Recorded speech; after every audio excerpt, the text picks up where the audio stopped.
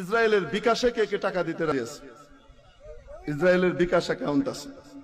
1 number Coca Cola, Sprite, Fanta, তাদের বানানো কোম্পানির পানি কিনলে, Pepsi, 7 up, Mirinda, Mountain Dew, তাদের পানি অ্যাকুয়াফিনা।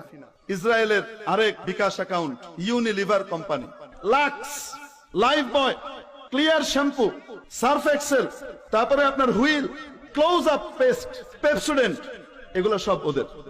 বাটা জুতা, নেসলে কোম্পানির যত প্রোডাক্ট আছে, নেসলে দুধ, নিডো, কিটক্যাট চকলেট, নেসপ্রে কোম্পানি।